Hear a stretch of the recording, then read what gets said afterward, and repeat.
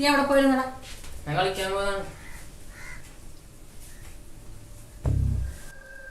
നിന്നോട് ഞാൻ പലവട്ടം പറഞ്ഞിട്ടുണ്ട് ആ കുട്ടികളായിട്ട് കളിക്കാൻ പോകരുതെന്ന്. അവർ നമുക്ക് ചേർന്നവരല്ല. അവരുടെ കൂട്ടുകാരല്ലേ, ഞാൻ ഇനിയും പോവും.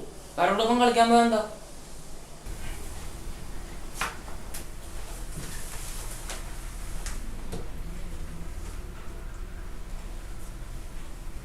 ദേഷ്യപ്പെടണ്ട, അവൻ്റെ അടുത്ത് ഞാൻ പറഞ്ഞ് മനസ്സിലാക്കിക്കോളാം.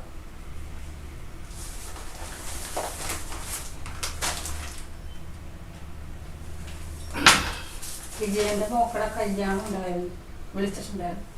നമുക്ക് പോവണ്ടേ? അവരൊന്നും നമുക്ക് പറ്റിയ ആളുകളല്ല. നമുക്ക് കല്യാണത്തിന് പോകണ്ട.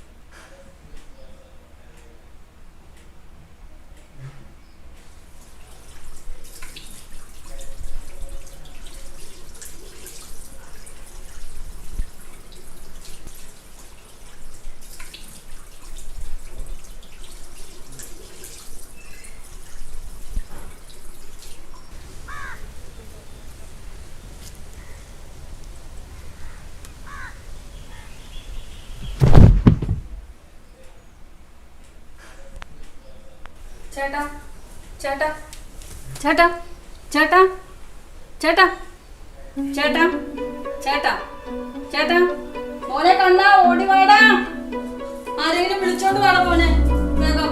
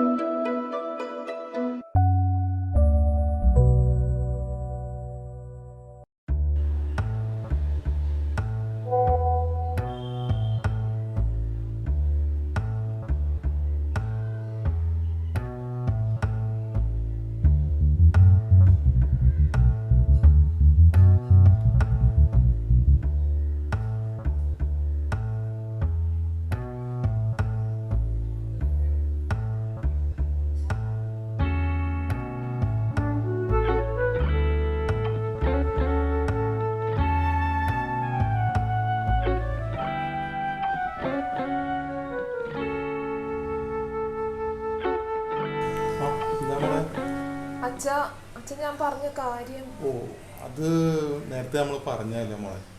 അതൊന്നും എൻ്റെ അമ്മയ്ക്ക് ഇഷ്ടമല്ല, അമ്മാവന്മാർക്ക് ഇഷ്ടമല്ല. പിന്നെ മൊത്തത്തിൽ നമ്മുടെ ഫാമിലിയുമായിട്ട് മാച്ച് ആവില്ല.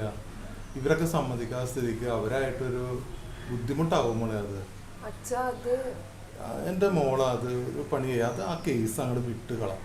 നമുക്ക് ഒരു സമാധാനം ഉണ്ടാവില്ല. അച്ഛൻ എനിക്ക് അവനില്ലാതെ പറ്റൂല അച്ഛാ, എനിക്ക് അവനെ തന്നെ മതി. ഈ കാര്യവും പറഞ്ഞ് ഇനി മേലെ പറയരുതെന്ന് നിന്നോട് പറഞ്ഞിട്ടുള്ളതല്ലേ? എല്ലാ കാര്യത്തിലും നിങ്ങളെ വിളമ്പിച്ചു കൊടുക്കുന്നത്. അല്ലെങ്കിൽ ഇതേ പിള്ളേർക്ക് അതാണ് താല്പര്യം ഉണ്ടെങ്കിൽ നമ്മൾ പിന്നെ അവളുടെ കൂടെ നിൽക്കണേലും നല്ലത്. അവരല്ലേ ജീവിക്കാനുള്ളത്. മക്കളുടെ ഇഷ്ടം നോക്കി ജീവിക്കാനൊന്നും എനിക്ക് പറ്റൂല. നിങ്ങൾക്ക് എപ്പോഴും ഇവളെ സപ്പോർട്ട് ചെയ്യാനാണല്ലോ നേരം. കുടുംബത്തിന്റെ കാര്യങ്ങൾ ഒന്നും അന്വേഷിക്കണ്ടല്ലോ. ഒരു അച്ഛനും മോളും. നീ അവിടെ നിന്നേ. എന്താ നിന്റെ ഉദ്ദേശം? നീ എന്താ തീരുമാനിച്ചേക്കണത്? നമ്മള് പിള്ളേരുടെ ഒരു ഇഷ്ടം കൂടി നോക്കണ്ടേ? ചേട്ടൻ എന്റെ പണി നോക്കി കേട്ടാ. ആ തെക്കേലെ രാജവന് ഇഷ്ടമുള്ള ഒരു പെണ്ണിനെ കൊണ്ട് വന്നിട്ട് അവരിപ്പോ കിടന്ന് കടകാലിട്ട് അടിക്കുന്നു. എന്ത് ശരിയാണെന്ന്? ചേട്ടന് കുടുംബത്തെ പറ്റി ഒരു ചിന്തയില്ലേ? ചെക്കനാണെങ്കിൽ പണിയില്ല, സ്വന്തമായിട്ടൊരു വീടില്ല. എന്ത് വിഷമിക്കില്ലെന്ന് എല്ലാം കൂടെ ചേട്ടൻ നോക്കോ? എനിക്ക് കാര്യം പറയാനുണ്ട്. എന്റെ കുടുംബക്കാരോട് ചോദിക്കണം, ചേട്ടന്റെ കുടുംബക്കാരോട് ചോദിക്കണം. ആരോടും തീരുമാനിക്കാതെ ഇവളുടെ ഇഷ്ടത്തിന് വിട്ടുകൊടുക്കാൻ എനിക്ക് പറ്റില്ല ഏട്ടാ. നമുക്കത് ഒന്നും കൂടി ആലോചിക്കാൻ. എന്താലോചിക്കാൻ? ഇത് കുറെ നാളായാലും ഈ ആലോചന തുടങ്ങിയിട്ട്. ചേട്ടൻ സപ്പോർട്ട് നിന്നോ, എന്നിട്ട് എല്ലാം കൂടി എടുത്ത് തലയിൽ വെക്കി. എനിക്ക് പറ്റില്ല എന്ന് പറഞ്ഞാൽ പറ്റില്ല. ചേട്ടനൊന്നും പറയണ്ട. മോള് റൂമിൽ പോ. ചേട്ടനെ പറ്റി വല്ല ചിന്തണ്ട. ഞാൻ എന്റെ ആങ്ങളെ ഒന്ന് പിടിക്കട്ടെ. കൈ എടുത്ത് മാറ്റി പിടിച്ചാണെങ്കിൽ കിട്ടിയില്ലേ ഉമ്മാരേക്കാ. ഹലോ എടാ രാജേഷ്, നീ ഒന്ന് ഇങ്ങോട്ട് വാടാ. ഈ പെണ്ണിവിടെ എന്തൊക്കെയാ ചെയ്തു വെച്ചേക്കണേന്ന് അറിയോ? അതിനൊക്കെ കൂട്ടുപിടിക്കാനായിട്ട് ആ മനുഷ്യനും. നീ വരുമ്പോ ഹരിനെയും കുഞ്ഞുവിനെയൊക്കെ വിളിച്ചോണ്ട് പോവാ. ഇവള് ഏതോ എവിടെയോ ജോലിയും കൂലിയും ഒന്നും ഇല്ലാത്ത ഒരു ചെക്കനെ, അവന് വീടുമില്ല ഒന്നുമില്ല, ഒരു തെണ്ടി തിരിഞ്ഞ് കിടക്കണ ഒരു തെണ്ടി ചെക്കനെ വിളിച്ചോണ്ട്. നീ എത്രയും പെട്ടെന്ന് ഇങ്ങോട്ട് വാ. ഇവിടെ ചേച്ചിക്ക് പിന്നെ പറയാനായിട്ട് ആരാ ഉള്ളത്? നമ്മുടെ ഒരു കുടുംബക്കാരോട് പറയാതെ എനിക്ക് എന്തെങ്കിലും ചെയ്യാൻ പറ്റുമോ? നീ വേഗം ശരി. വാതിലുറക്കും മോളെ. വേണ്ടാത്തൊന്നും ചെയ്യല്ലേ മോളെ. അച്ഛ ഇല്ല അച്ഛാ, ഞാനൊന്നും ചെയ്യില്ല. മോളെ എന്നാലും വാതിലുറക്ക് മോളെ.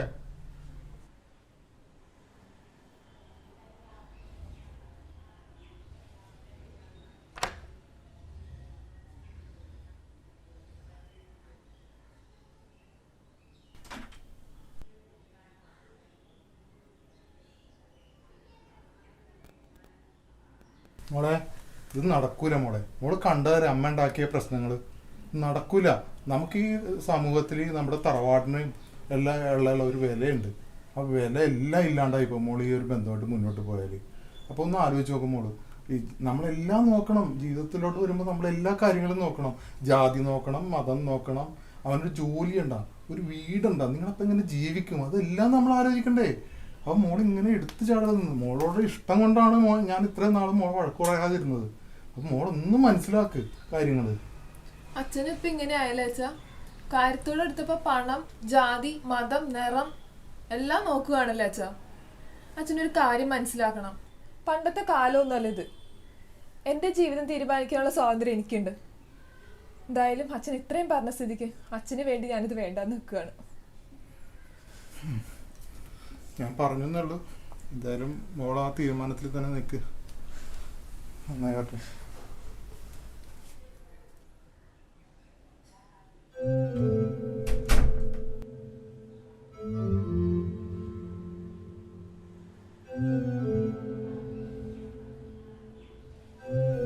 അച്ചു, എനിക്ക് നിന്നെ പെട്ടെന്നൊന്ന് കാണണം.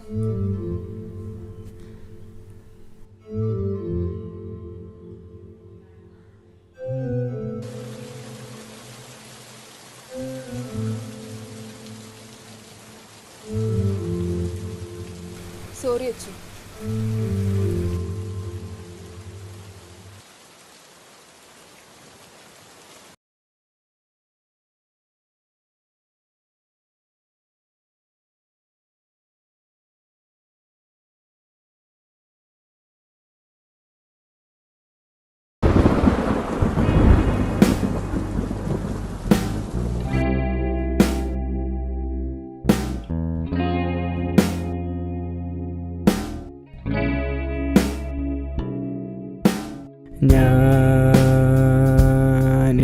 ഞാനേകനായി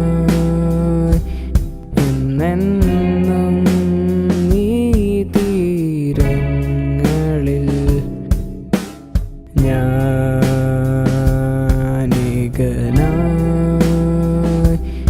എന്നെന്നും ഈ തീരങ്ങളിൽ മായുമോ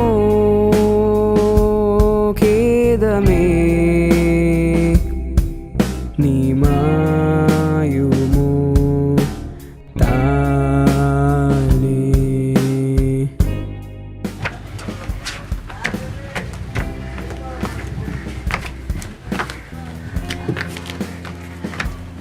പൊട്ടം കടിച്ചിരിക്കണത് തേങ്ങുന്നീ സായാഹ്നത്തിൽ സ്വപ്നത്തിൽ ഞാനേകനായി വർണ്ണങ്ങൾ മായും മാരിവിൽ തേങ്ങുന്നീ സായാഹ്നത്തിൽ സ്വപ്നത്തിൽ ഞാനേകനായി ഖേദത്തിൻ മൗനം തേങ്ങലായി ഞാനേകനായി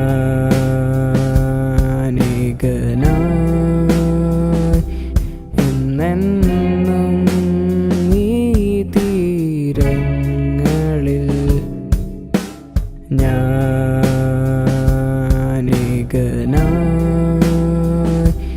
എന്നെന്നും ഈ തീരങ്ങളിൽ മായുമോ ഖേദമേ നീ മായുമോ താനേ.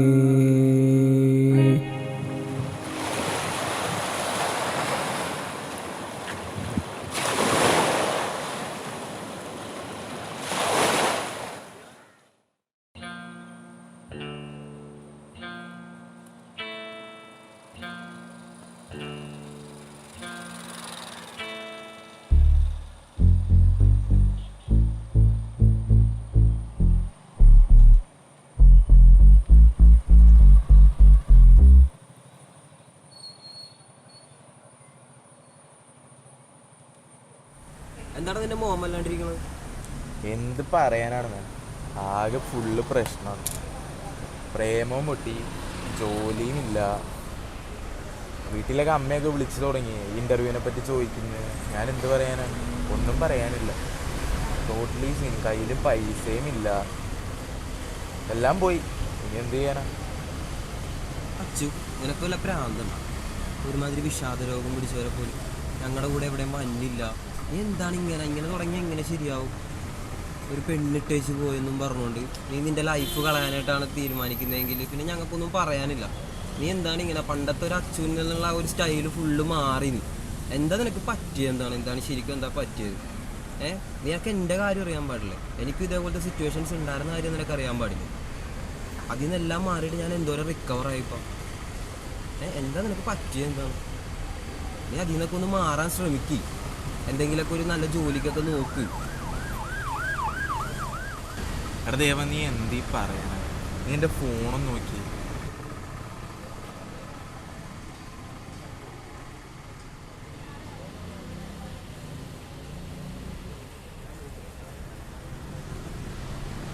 അതിൽ ജോബ് സെർച്ചിങ് ആപ്പ് മാത്രമേ ഉള്ളൂ.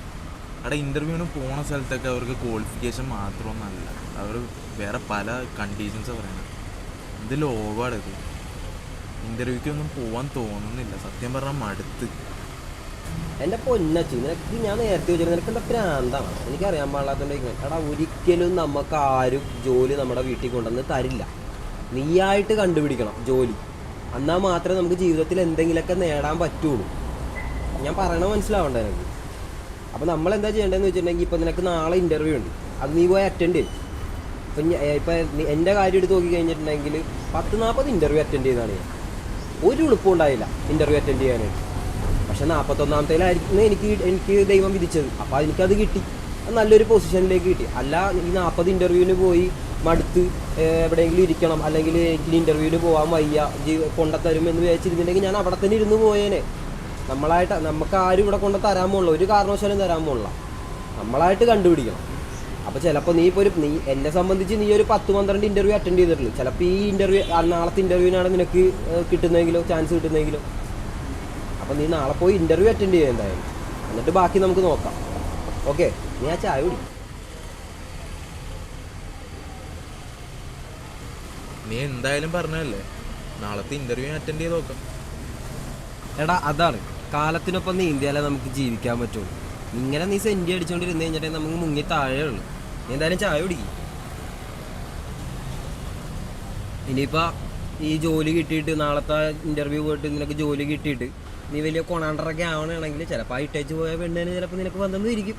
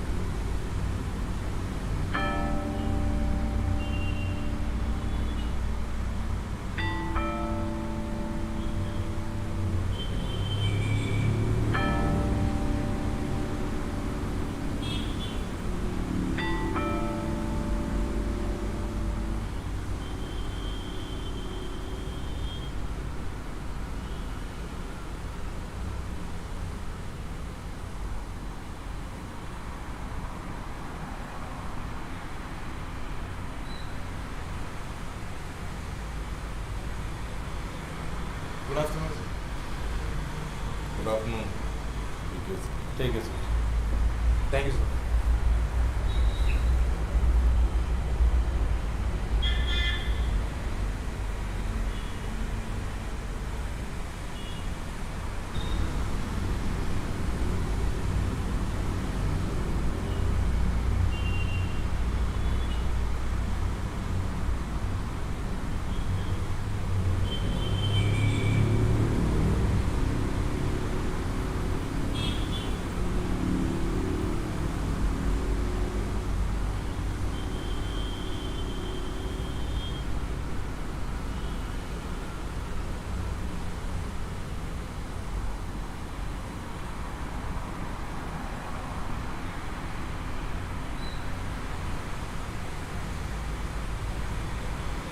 അക്ഷയുടെ വീട് എവിടെയാ? പാലക്കാടാണ് സാർ. പാലക്കാട് എവിടെയായിട്ടാണ്? ആലത്തൂർ. ആലത്തൂരിൽ നിന്ന് എന്തുകൊണ്ടാണ് ഇവിടെ കൊച്ചിയിൽ വരാൻ കാര്യം? ഒരു ജോബ് സെർച്ച് ചെയ്യാൻ വേണ്ടി വന്നതാണ് സാർ. വീട്ടിലാരൊക്കെയുണ്ട്? വീട്ടിൽ അമ്മയുണ്ട്, അനിയത്തിയുണ്ട്. പഠിച്ചതെന്താണ്? ഞാൻ മെക്കട്രോണിക്സ് എഞ്ചിനീയറിംഗ്. ആ ഒരു ജോലി പഠിച്ചതായിട്ട് ഒരു ബന്ധമില്ലാത്ത ജോലിക്കാണല്ലോ ഇപ്പോൾ നിങ്ങൾ അപ്ലൈ ചെയ്തിരിക്കുന്നത്. എന്തുകൊണ്ടാണ് ഈ കമ്പനിയിൽ ആപ്ലിക്കേഷൻ കൊടുക്കാൻ കാര്യം? സാർ ഞാൻ കമ്പനിയുടെ പ്രൊഫൈലൊക്കെ ഒന്ന് ഗൂഗിൾ ചെയ്തായിരുന്നു. അപ്പോൾ പ്രൊഫൈലിലെ റിവ്യൂസൊക്കെ വളരെ നല്ലതാണ്. പിന്നെ ഈ കമ്പനിയിൽ എനിക്ക് വർക്ക് ചെയ്യാൻ പറ്റുകയാണെങ്കിൽ എൻ്റെ മാക്സിമം ചെയ്യാൻ പറ്റുന്ന എനിക്കൊരു കോൺഫിഡൻസ് ഉണ്ട്. പ്രീവിയസ് എക്സ്പീരിയൻസ് എന്തെങ്കിലും ഉണ്ടോ? ഇല്ല സാർ. ഫസ്റ്റ് എറണാകുളത്ത് ആദ്യമായിട്ട് ജോലി ചെയ്യാൻ എറണാകുളത്തേക്കാണോ വന്നത്? നാട്ടിലും ജോലി ചെയ്തിട്ടില്ല? ഇല്ല സാർ, നാട്ടിൽ ഒന്നുമില്ല. ഇത് പ്രയർ എക്സ്പീരിയൻസ് ഇല്ലാത്ത താങ്കൾക്ക് എങ്ങനെയാണെന്ന് പറയാൻ പറ്റും ഈ കമ്പനിയിൽ നല്ല രീതിയിൽ ഫങ്ഷൻ ചെയ്യാൻ പറ്റും? അത് പ്രൊഫൈലിൽ പറഞ്ഞിരിക്കുന്ന ക്ലയൻറ്റ് ഇൻട്രാക്ഷൻസ് ആണ് സാർ. ഇപ്പോൾ എനിക്കത് കോൺഫിഡൻ്റ് ആയിട്ട് ചെയ്യാൻ പറ്റുന്ന എനിക്കൊരു ഉറപ്പുണ്ട്. വിശ്വാസം. ഹോബീസ് എന്തെങ്കിലും ഉണ്ടോ? ഞാൻ ഫ്രീ ടൈമിൽ ലിറിക്സ് ചെയ്താറുണ്ട്. പിന്നെ ഇടയ്ക്ക് കുറച്ച് ഫോട്ടോഗ്രാഫിയിൽ. ഫോട്ടോഗ്രാഫി എന്ന് പറയുമ്പോൾ എന്തെങ്കിലും സ്പെസിഫിക് ആയിട്ടുള്ള ഫീൽഡിൽ ഉണ്ടോ? ഇല്ല സാർ, അങ്ങനെ ഫീൽഡൊന്നുമില്ല. ജസ്റ്റ് മുമ്പിൽ കാണുന്നൊന്ന് ക്യാപ്ചർ ചെയ്യണം മെമ്മറീസിന്. മൊബൈൽ ഫോണിൽ ക്യാപ്ചർ ചെയ്യുന്നതാണോ? ആ അതെ സാർ. കൊച്ചു കുട്ടികൾ വരെ ഇപ്പം മൊബൈലൊക്കെ യൂസ് ചെയ്യുന്നുണ്ടല്ലോ, അതിൽ ഫോട്ടോസ് എടുക്കുന്നുണ്ട്. ഉള്ളതല്ലേ സാർ നമുക്ക് ഉപയോഗിക്കാൻ പറ്റും. താങ്കളുടെ ഈ പ്രൊഫൈൽ നോക്കിയിട്ട് ഒരു സൊസൈറ്റി ഇത് വെച്ചിട്ട് നമുക്ക് നമ്മുടെ ഒരു കമ്പനിയുടെ ഒരു ആംഗിളിൽ നോക്കുമ്പോൾ താങ്കൾ ആപ്റ്റാണെന്നുള്ളൊരു അഭിപ്രായം എനിക്കില്ല. അക്ഷയുടെ കാസ്റ്റ് ഇതിൽ പറഞ്ഞിട്ടുണ്ടോ?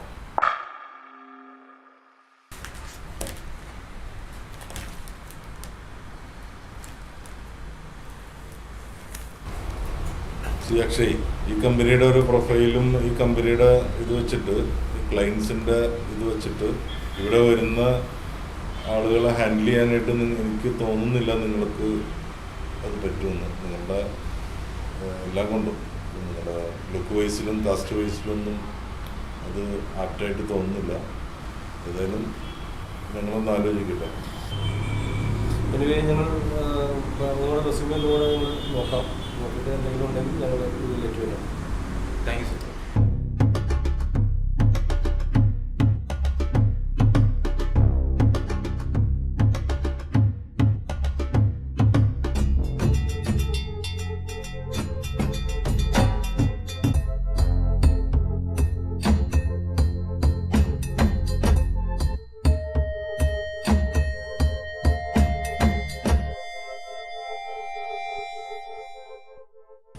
അല്ല എന്താ മോനെ, കുറെ നാളായിട്ട് വിളിയൊന്നും ഇല്ലല്ലോ, മെസ്സേജും ഇല്ല, ഒന്നുമില്ലല്ലോ. എനിക്ക് എന്തെങ്കിലും കുഴപ്പമുണ്ടോ?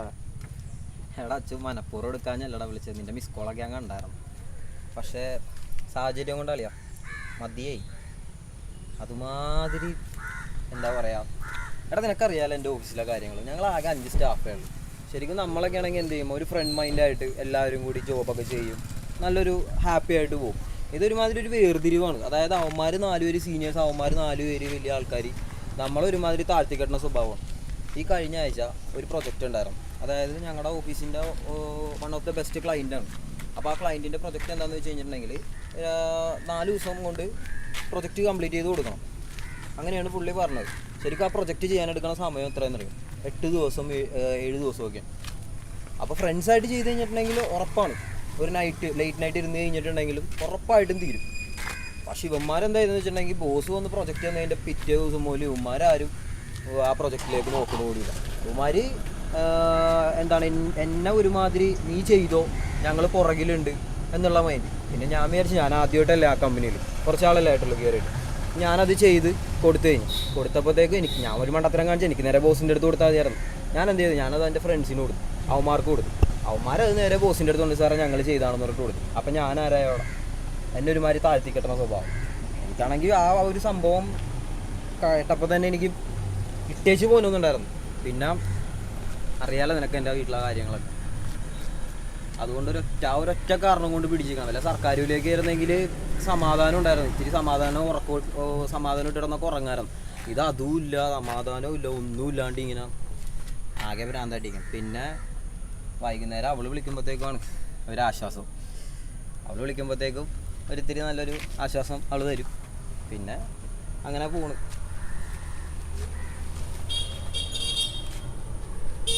നിനക്ക് അതെങ്കിലും ഉണ്ടല്ലോ, എനിക്ക് അതുമില്ല, അതും പോയി. അല്ലടാ അത് പറഞ്ഞപ്പോഴത്തേക്കാണ് നിന്റെ ആ ഇന്റർവ്യൂവിന് പോയത് എന്തായി? ചോദിക്കാനുണ്ടാ? ഒന്നും ആയില്ല, അത് കിട്ടിയില്ല, അത്ര തന്നെ. അതെന്ത് പറ്റിയടച്ചു? എന്ത് പറ്റാൻ? കിട്ടിയില്ല, പോയി. അല്ലടാ നല്ല കമ്പനിയൊക്കെ ആയിരുന്നില്ലേ, നല്ല സാലറി പാക്കേജും കാര്യങ്ങളൊക്കെ ആയിരുന്നല്ലോ, പിന്നെ എന്ത് പറ്റി? നിന്റെ അടുത്ത് ആരാ പറഞ്ഞ നല്ല കമ്പനി ആയിരുന്നു? എടാ കമ്പനി പുറത്തുനിന്ന് കാണുമ്പോണ്ടല്ലോ നിനക്ക് ആ കൊട്ടാരം കണ്ടാലും വലിയ കമ്പനി ആയിട്ടേ തോന്നുള്ളൂ. ഉള്ളിലെ വർക്കേഴ്സ് നമ്മളെപ്പോലത്തെ ആൾക്കാരൊക്കെ ഉണ്ടല്ലോ അടിമകളാണ്. ഒരു കാര്യമില്ല അവിടെയൊന്നും പോയിട്ട്. അവിടെ ഞാൻ പോയപ്പോൾ അവർ പറയാത്രേ, അവരുടെ ക്ലയൻസ് ഒക്കെ ഉണ്ടല്ലോ, നീ പറഞ്ഞ പോലെ നിൻ്റെ കമ്പനിയില്ലേ ഹൈ പ്രൊഫൈലാണ് നിന്ന് ഞങ്ങളുടെ ക്ലയൻസ്.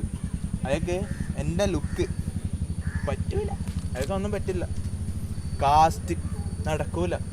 എങ്കിൽ പിന്നെ ഇയാൾക്ക് ഇതൊക്കെ പത്രത്തിൽ അടിച്ചു വെച്ചിട്ട് കൊടുത്താൽ പോരായിരുന്നു. നമ്മളെപ്പോലത്തെ ആൾക്കാരൊക്കെ അവിടെ പോയിട്ട് വെറുതെ ശശിയായിട്ട് പ്ലിങ്ങൊന്നും പറയാതെ നിന്നിട്ട് നിങ്ങൾ പോകുന്നു, ഒന്നും ചെയ്യാനില്ല. അല്ലടാ എല്ലാ കമ്പനിയും ഒരേപോലെ ആവണമെന്നില്ലല്ലോ, നിനക്ക് വേറെ ഏതെങ്കിലും ഒരു കമ്പനിയിൽ ട്രൈ ചെയ്ത് നോക്കാറുന്നില്ല?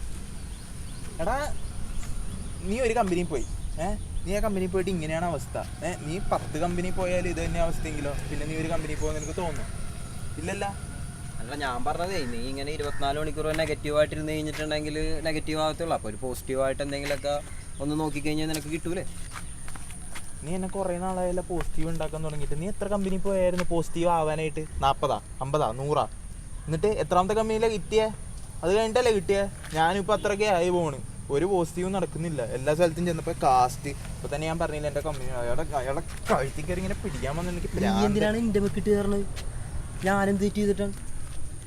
എടാ നിന്റെ മെക്കിട്ട് കയറണല്ലോ, ആ ദേഷ്യം ഞാൻ ആ ദേഷ്യം എന്നോട് എന്തിനാ തീർക്കണേ? നിനക്ക് അയാളോട് തീർക്കാറുന്നില്ല, അയാളുടെ അടുത്ത് പോയി ചോദിക്കാറുന്നില്ല എനിക്ക്? അത് പറ്റിയില്ല എനിക്ക്? അയാളുടെ മുഖത്തിട്ട് ഒരെണ്ണം കൊടുക്കാറുന്നില്ല നിനക്ക്? ജാതി മണ്ടാരൊക്കെ ചോദിച്ചിരുന്നെങ്കിൽ ഞാൻ നിനക്ക് അയാൾക്കിട്ട് കൊടുക്കാറുന്നില്ല. എൻ്റെ മെക്കിട്ട് കയറിയിട്ട് എന്താ കാര്യം?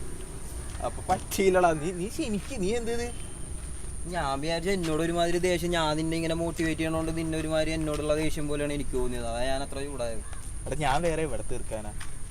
നിനക്ക് പറയാനായിട്ട് ഒരാളുണ്ട്. എടാ അവിടെ ചെന്നപ്പോൾ അയാൾ എന്താ ചെയ്തതെന്നറിയോ? അയാൾ പ്രൊഫൈൽ പറഞ്ഞതിന് ശേഷം അയാൾ കസേരയിരുന്ന് ആടിയിട്ട് ഇങ്ങനെ ഒരാട്ടം, എന്നിട്ട് എന്നെ നല്ലൊരാട്ടം. എന്താ ചെയ്യാ? കാലും മുടക്കി നിനക്ക് കൊടുക്കാറുന്നില്ല. അവിടെ നെയ്നേക്കാനുള്ള സമയം ഉണ്ടായിരുന്നു, അയാളെ കൊന്നേനെ ഞാൻ. ഒന്നും പറഞ്ഞിട്ട് കാര്യമില്ല. അയാൾ ഈ ലോകമൊക്കെ ഇങ്ങനെ തന്നെയാണ്, ഇത് മാറാനൊന്നും പോകണമെന്നില്ല, എപ്പോഴും ഇങ്ങനെ തന്നെയായിരിക്കും. അല്ലടാ ഇങ്ങനെ ഒരു ഇൻസിഡൻറ്റ് എനിക്കും ഉണ്ടായിരുന്നു. ഈ പറയണ പോലെ അന്ന് കമ്പനിയിൽ ചെന്ന് കഴിഞ്ഞപ്പോഴത്തേക്ക് ഞാൻ പറഞ്ഞില്ല എൻ്റെ അടുത്ത് ഇപ്പം ഒരുമാതിരി ഒരു അകലം പാലിക്കലാണ്. ഉമാരെ 4 പേര് ഒരു ടീം, ഞാൻ ഒറ്റക്ക്. അത് എന്ത് പരിപാടിയാണ് എനിക്ക്? പിന്നെ പറഞ്ഞിട്ട് കാര്യമില്ല. എടാ ഈ ലോകം ഇങ്ങനെയാണ്, ഇതിന് മാറാൻ പോകണമെന്ന് തോന്നണം എനിക്ക് തോന്നണമെന്നില്ല. എടാ ഇത് മാറത്തൊന്നുമില്ല. എടാ ഒരു കോളേജ് പോട്ടെ, ഒരു സ്കൂളിൽ ഒരു അഡ്മിഷൻ എടുക്കണമെങ്കിൽ ഡൊണേഷനൊക്കെ എല്ലായിടത്തും ഉണ്ടാവും, എന്നാലും അവിടെ ചോദിക്കുന്നത് ഫസ്റ്റ് ഡൊണേഷൻ അല്ല. എടാ നീ ഏതാ മോനെ കാസ്റ്റ്, നിൻ്റെ റിലീജിയൻ ഏതാ മോനെ, ഇതൊക്കെയാണ് ചോദിക്കണത്. എടാ നമ്മൾ മനുഷ്യന്മാരല്ലേ, മൃഗങ്ങളൊന്നും അല്ലല്ലോ. റിലീജിയനൊക്കെ ചോദിച്ച് പുറത്താനാണെങ്കിൽ നമ്മളെയൊക്കെ വല്ല കൂട്ടിലും കൊണ്ടിട്ട് വളർത്തിയാൽ പോരെ, മറ്റേ ഈ പട്ടികളെ വളർത്താനെ പോലെ. എൻ്റെ വല്ല ആവശ്യമുണ്ടോ? മനുഷ്യന്മാർക്ക് ഇങ്ങനെയാണ്. ഒരു സ്കൂളിൽ നടക്കുന്ന കാര്യങ്ങളാണിത്. നീ ബാക്കി ഒന്ന് ചിന്തിച്ചേ, പുറത്തൊന്ന് ചിന്തിച്ചേ. പിന്നെയാണ് കമ്പനി, ആന കമ്പനിയാണ് അത്ര. നീ വീട്ടിൽ പറഞ്ഞായിരുന്നത്? എടാ വീട്ടിൽ അമ്മ വിളിച്ചായിരുന്നു, ഞാൻ എങ്ങനെ പറയുക വീട്ടിലെ കാര്യങ്ങൾ? അമ്മ എന്ത് പറഞ്ഞു വിളിച്ചിട്ട്? എടാ അമ്മ ചോദിക്കാണ്, നിനക്കറിയാം എൻ്റെ സ്ഥിതി, കഷ്ടപ്പെട്ടാണ് പഠിപ്പിച്ചത് അമ്മ. ഞാൻ നല്ല മാർക്കോടെ തന്നെയാണ് പാസ്സായത്. നാഷണൽ ലെവലിൽ എനിക്ക് എൻ്റെ ഇതിൽ 9ാമത്തെ റാങ്കായിരുന്നു, എനിക്കറിയോ. അവിടുത്തെ അമ്മ പഠിപ്പിക്കാനെടുത്ത ലോൺ ഇതൊക്കെ ഞാൻ എപ്പോൾ അടയ്ക്കുന്നതാണ്. അമ്മയ്ക്ക് ഇനി അടയ്ക്കാനൊന്നും പറ്റൂല, അമ്മയ്ക്കൊക്കെ പ്രായമായി. ഒരു അനിയത്തിക്കുട്ടിയുണ്ട് വീട്ടിൽ. കഴിവുള്ളവർ ഈ സമൂഹത്തിന് വേണ്ടെന്ന് എനിക്ക് തോന്നുന്നേ ഉള്ളൂ നിനക്ക്. ഞാൻ ഇത്രയും പറഞ്ഞത് നിനക്ക് തോന്നുന്നേ ഉള്ളൂ. ഇവിടെ കഴിവുള്ളവരെയൊന്നും വേണ്ട, ഏത് ജോലിക്കാണെങ്കിൽ അതൊന്നും വേണ്ട. നമ്മളെപ്പോലത്തെ ആൾക്കാരൊക്കെ ഉണ്ടല്ലോ, ഇത് മൂഞ്ചി, അതാണ് കറക്റ്റ് പറഞ്ഞ മൂഞ്ചി, അത്ര തന്നെ. നമ്മളൊക്കെ ചുമ്മാ ഇങ്ങനെ പട്ടികളെ പോലെ വാലാട്ടി നടക്കുക. റെക്കമെൻഡേഷനൊക്കെ ഉള്ള ആൾക്കാരൊക്കെ ഉണ്ടല്ലോ, പോവും, അങ്ങ് പോവും. എടാ ഗവൺമെൻറ് ജോലിക്ക് വരെ റിസർവേഷനൊക്കെയാണ്. അതിൽ 100-150 പേർക്ക് കൊടുക്കും, 200 പേർക്ക് സീറ്റ് എന്നവരുണ്ട്. ബാക്കിയുള്ള 50 പേരെ എവിടെ കയറ്റാനാണ്? അതിനും വേറെ എന്തെങ്കിലുമൊക്കെ ചോദിക്കും. ഇങ്ങനെയാണ് ഈ അടുത്ത കാലത്തെങ്ങാനും നന്നാവോ? ഇതൊന്നും നന്നാവാൻ പോകണല്ലോ. ഇതൊക്കെ നന്നായാലുണ്ടല്ലോ, നിലത്ത് കിടന്ന് ഞാൻ വേണമെങ്കിൽ ശൈലപ്രദക്ഷിണം ചെയ്യും. ആ അവസ്ഥയാണ്. ഒന്നും മാറാനൊന്നും പോകണം. നീ നീങ്ങി കിടക്കും, വണ്ടി വരുന്നുണ്ട്, നീങ്ങി കിടക്കും. ഇനിയിപ്പോൾ അപ്പം എന്ത് ചെയ്യാനായിട്ടാണ് നിൻ്റെ പ്ലാൻ? ഇനിയിപ്പോഴാ ഞാൻ പറഞ്ഞ പോലെ നീ ഏതെങ്കിലുമൊക്കെ ആയിട്ട് നോക്ക്, എന്തെങ്കിലുമൊക്കെ ആയിട്ട് നമുക്ക് കിട്ടും. നീ ഒന്ന് നോക്ക്. എടാ നിനക്കറിയാവുന്ന വല്ല ആൾക്കാരൊക്കെ ഉണ്ടെങ്കിൽ ഞാൻ പോവാം, അല്ലാണ്ട് ഇനി അറിയാത്ത ആൾക്കാരത്തൊക്കെ പോകണ്ടല്ലോ, നടക്കുമല്ലോ. എടാ ഭക്ഷണത്തിന് എന്തെങ്കിലും വഴിയില്ലടാ. പോട്ടെ, 3 നേരം കഴിക്കണ്ട പോട്ടെ, എനിക്ക് 1 നേരമെങ്കിലും ഫുഡ് കഴിക്കണ്ടേ? അതിനുള്ള പൈസയും പോലും എൻ്റെ കയ്യിലില്ല. വീട്ടിൽ നിന്ന് അമ്മയെടുത്ത് വെച്ചിട്ട് തന്നെ അവരിനി എത്ര കാലം എന്ന് വിചാരിച്ചാൽ എനിക്ക് തന്നുകൊണ്ടിരിക്കുക. അനിയത്തിയില്ല, എനിക്ക് താഴെ ഒരു അനിയത്തിയില്ലേ, അതൊക്കെ നോക്കണ്ടേ?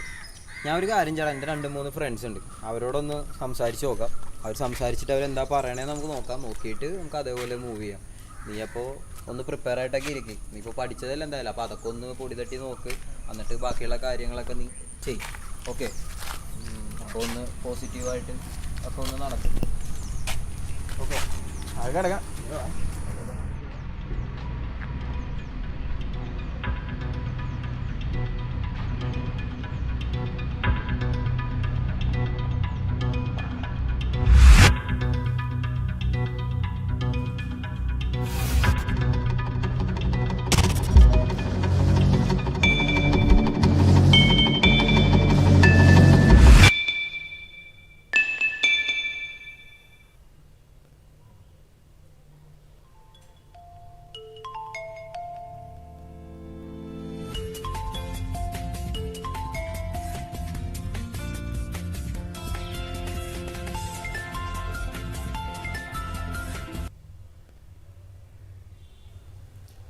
ഹലോ മാ.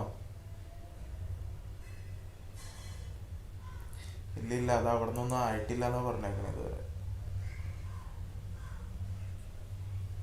ആ ശരി, ഞാൻ വിളിക്കാം കേട്ടോ.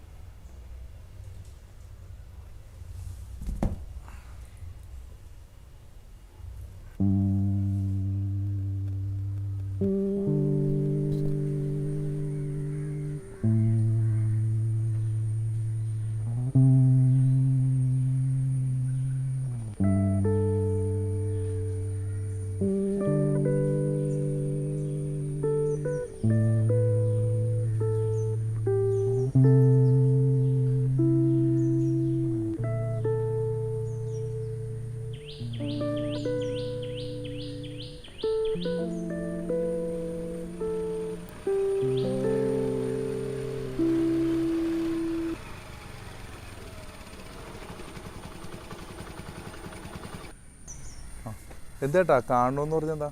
അതെ രാജേഷ്, ഒരു ബ്ലഡിൻ്റെ ആവശ്യത്തിന് വേണ്ടിയാണ് ഞാൻ വിളിച്ചത്.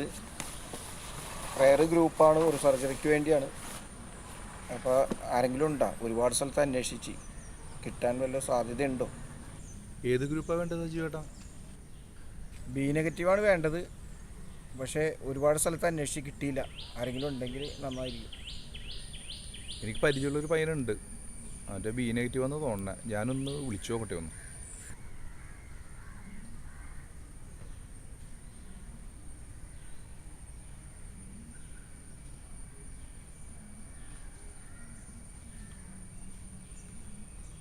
ഹലോ, അക്ഷയ് അല്ലേ? അതെ അതെ. അക്ഷയ്, ഞാൻ രാജേഷാണേ. എടാ നിൻ്റെ ബ്ലഡ് ഗ്രൂപ്പ് ഏതാ? ആ എടാ ഒരു എമർജൻസി കേസ് ഉണ്ടായിരുന്നേ, അപ്പോൾ നിനക്കൊന്ന് ബ്ലഡ് ഒന്ന് ഡൊണേറ്റ് ചെയ്യാൻ പറ്റുമോ? ആ കുഴപ്പമില്ലല്ലോ. ഓക്കെടാ, താങ്ക് യു. എടാ സജീവൻ എന്ന് പറഞ്ഞിട്ട് ചേട്ടൻ വിളിക്കുവേ, അപ്പോൾ അതിൻ്റെ കോൺടാക്ട് നമ്പർ കൊടുത്തേക്കാം. അവിടെ അപ്പോൾ ഒന്ന് ഹെൽപ്പ് ചെയ്യണേ. ഓക്കെടാ, താങ്ക് യു.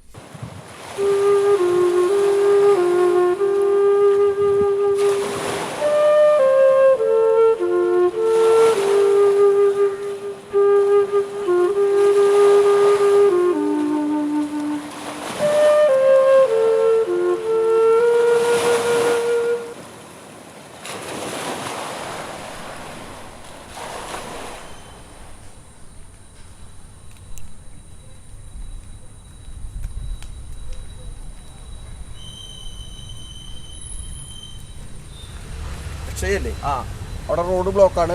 ബ്ലഡ് ബാങ്കിലേക്ക് നമുക്ക് ഇതുവഴി ഷോർട്ട് കട്ട് ഉണ്ട്, അതുവഴി പോവാം. ചേട്ടൻ്റെ പേരെന്താ? എൻ്റെ ഒരു സജീവൻ. ചേട്ടാ പേഷ്യൻ്റായിട്ട് എന്തെങ്കിലും തരത്തിൽ റിലേറ്റഡ് ആണോ? ഇല്ല, ഞാൻ പേഷ്യൻറ്റിൻ്റെ കാര്യമല്ല, ഞാൻ വാളണ്ടിയറാണ്. ഈ പാലിയേറ്റീവ് കെയറിൻ്റെ ഒരു വാളണ്ടിയറാണ്. ഇപ്പോൾ ചേട്ടനിപ്പോൾ എന്താ ചെയ്യണേ? ഞാൻ സൈൻ ബോർഡ് ആർട്ടിസ്റ്റാണ്. മാർബിൾ, എൻഗ്രേവിങ് അങ്ങനെയുള്ള വർക്കുകളാണ്. അപ്പോൾ ഈ ഇത്രയും വർക്കിൻ്റെ ഇടയിൽ ഇതും കൂടി എങ്ങനെയാണ് ചെയ്യണം? അത് 10-25 വർഷം മുമ്പ് തുടങ്ങിയൊരു സേവന പ്രവർത്തനമാണ്. Kochi city action force, palliative care, red cross, ഇങ്ങനെ പല മേഖലകളിൽ പ്രവർത്തിക്കുന്നുണ്ട്. അതുകൊണ്ട് ഈ ബ്ലഡ് ഡോണർമാരെ ആവശ്യമുണ്ടെന്ന് പറഞ്ഞ് ഇപ്പോൾ കിടപ്പിലായ ഒരുപാട് രോഗികളുണ്ട് ഞങ്ങൾക്ക്. അപ്പോൾ അവർക്കും ആരെങ്കിലും എപ്പോഴെങ്കിലും ഇങ്ങനെ ബ്ലഡ് വേണമെന്നൊക്കെ പറഞ്ഞ് വിളിക്കും. അങ്ങനെയാണ് നിങ്ങളുടെ പോലെയുള്ള അവരെയൊക്കെ വിളിപ്പിച്ചത്. മോനിത് ആദ്യം കിട്ടണം. ഞാൻ ഇത് ആദ്യമായിട്ട് ചെയ്യണം. നല്ല കാര്യമാണ്. എന്ന് വെച്ചാൽ നിങ്ങളെപ്പോലുള്ള ചെറുപ്പക്കാർ ഇങ്ങനെയുള്ള പ്രവൃത്തികളിലേക്ക് മുന്നോട്ട് വരണം. എന്ന് വെച്ചാൽ നമ്മൾ ഒരു പ്രാവശ്യം ബ്ലഡ് കൊടുത്തെന്ന് വെച്ച്, ഇപ്പോൾ മോനെ ആദ്യമായിട്ടെന്നല്ല പറഞ്ഞാൽ, ഒരു പ്രാവശ്യം ബ്ലഡ് കൊടുത്തെന്ന് വെച്ച് ഒരു ബുദ്ധിമുട്ടും വരില്ല. 2-3 ദിവസം കൊണ്ട് മോൻ്റെ ശരീരത്തിലേക്ക് ആ ബ്ലഡ് എത്തിച്ചേരും. ഞാനൊക്കെ ഒരുപാട് തവണ ബ്ലഡ് കൊടുത്തതാണ്, എന്നിട്ടാണ് ഈ മേഖലകളിൽ പ്രവർത്തിക്കുന്നത്. അല്ല, ഞാൻ ഇതിനു മുമ്പ് കൊടുത്തിട്ടൊന്നുമില്ല എന്ന് പറഞ്ഞല്ലോ. അപ്പോൾ പരിചയമുള്ള ഒരു രാജേഷ് എന്ന് പറഞ്ഞ ചേട്ടനുണ്ടായിരുന്നു. അപ്പോൾ പുള്ളി പറഞ്ഞപ്പോൾ കൊടുക്കാമെന്ന് വിചാരിച്ചു. ആദ്യമായിട്ട് കൊടുക്കുന്ന പറഞ്ഞാൽ അതിൻ്റെ ഒരു ചെറിയൊരു ടെൻഷനാണ്. ഒരു ടെൻഷനും വേണ്ട, നമുക്ക് ബ്ലഡ് ബാങ്കിലേക്ക് നടക്കാം.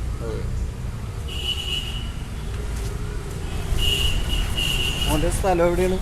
ഞാൻ ആലത്തൂർ. ഇപ്പം ഇവിടെ എന്ത് ചെയ്യണ്? ഇവിടെ ഇപ്പോൾ ജോലി അന്വേഷിച്ച് വന്നാണ്, ആയിട്ടൊന്നുമില്ല. അല്ല പേട്ടാ, ഇപ്പോൾ ബ്ലഡ് കൊടുക്കാൻ പോണ ആൾക്കാർ എന്താ പറ്റിയത്? പെട്ടെന്ന് തന്നെ കുഴഞ്ഞു വീണതാണ്. ഹാർട്ട് സംബന്ധമായ അസുഖമാണ്. പെട്ടെന്നൊരു സർജറി വന്ന് റയർ ഗ്രൂപ്പ് ബ്ലഡാണ്. മോനെ ബ്ലീഡിങ്ങായി വന്നത്. വളരെ സന്തോഷം. എനിക്കും സന്തോഷം കേട്ടോ. ഞാനിപ്പോൾ ഇന്നോ നാളെയായിട്ട് നാട്ടിൽ പോവാണ്. അപ്പോൾ ഇങ്ങനെ ഇനി എന്തെങ്കിലും ഉണ്ടെങ്കിലും ചേട്ടൻ വിളിച്ചാൽ മതി, ഞാൻ വരും. ഇങ്ങനെ ജോലിയൊന്നും ചെയ്യാൻ പറ്റായിരുന്ന അവസ്ഥയിൽ ഇങ്ങനെ ഒരു നല്ല കാര്യം ചെയ്തതിൽ സന്തോഷം. ഇങ്ങനെ റയർ ഗ്രൂപ്പ് ബ്ലഡ് കിട്ടാനാണ് ബുദ്ധിമുട്ട്. അപ്പോൾ മോനെ ഇങ്ങനെ വന്നതിൽ ഏറ്റവും വലിയ സന്തോഷം. ഇനി വിളിക്കാം. ശരിയാണ്.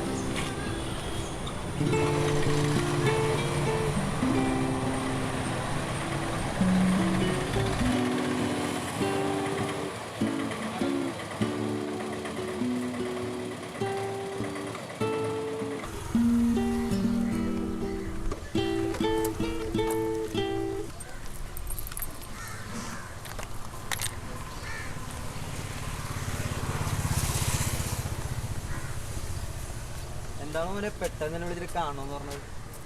ഇപ്പോഴൊക്കെയല്ലേ കാണാൻ പറ്റുള്ളൂ, അത് വലിയ ജോലിക്കാരനല്ലേ. ഈ കോമഡി അടിക്കണ, നീ കാര്യം പറ. അതെ, ഞാൻ ഇന്ന് തിരിച്ച് നാട്ടിലോട്ട് പോടാ. ഇവിടെ നിന്നിട്ട് എനിക്ക് പറ്റണില്ല.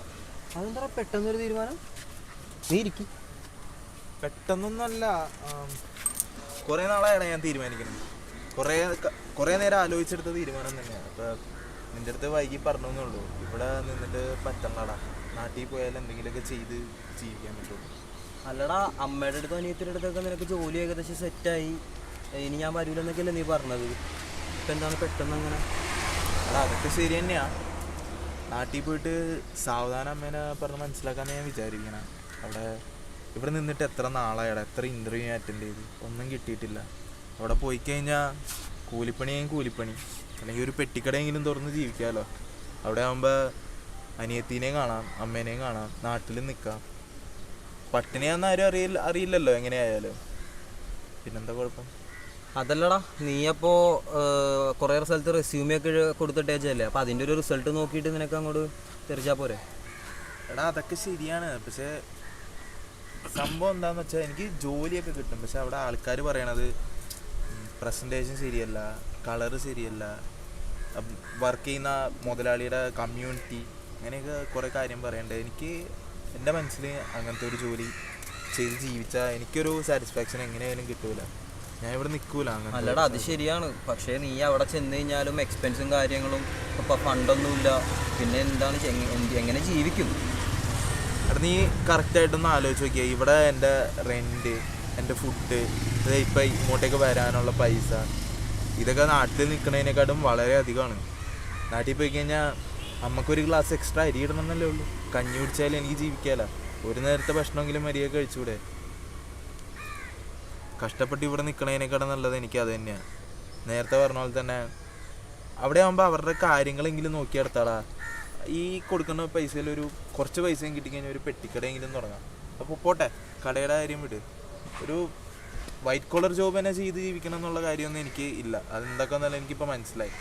അപ്പോൾ ഞാൻ ഒരു കൂലിപ്പണിയാണെങ്കിൽ കൂലിപ്പണി, അതിന് പോയാലെങ്കിലും കുടുംബം നോക്കണം.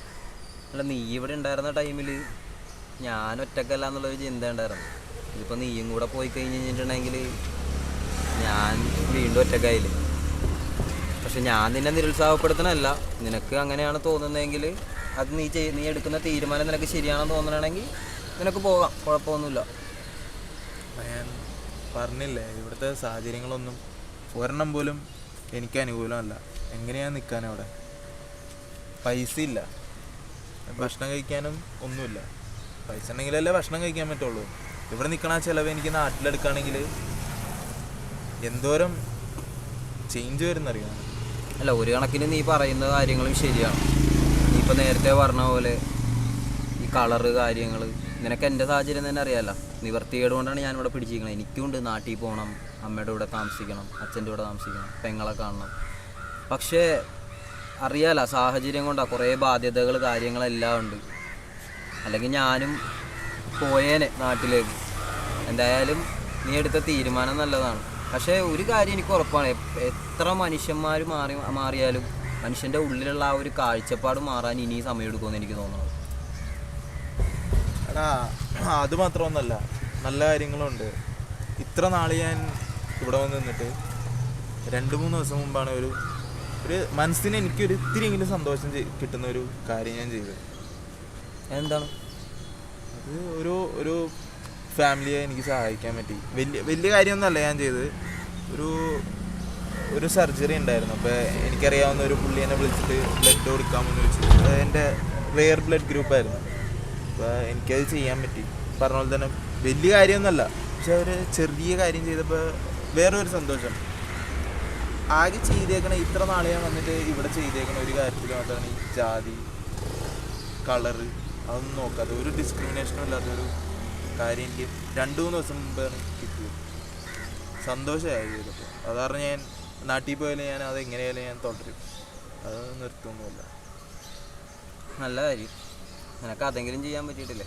എനിക്ക് ഓഫീസിൽ നിന്ന് ഇറങ്ങാൻ പോലും സമയമില്ല. ഇപ്പം നീ കളിയാക്കി ചോദിച്ചില്ലേ, പക്ഷേ സാഹചര്യമാണോ പാതിരാത്രി കളിയും കാര്യങ്ങളൊക്കെ. രാത്രി 8-9 മണിക്കൊക്കെയാണ് വീട്ടിൽ വന്ന് വരണം. അത് വിട്. എന്നിട്ട് എത്ര മണിക്കാണ് നിൻ്റെ വണ്ടി? നീ എങ്ങനെയാണ് പോകുന്നത്? ബസ്സിനാണോ ട്രെയിനാണോ? ബസ്സിനാണ് പോകുന്നത്. എത്ര മണിക്കാണ് വണ്ടി? വൈകുന്നേരം ഒരു 5-5:30 ഒരു വണ്ടിയുണ്ട്, അതിന് കയറാമെന്ന് വിചാരിക്കണം.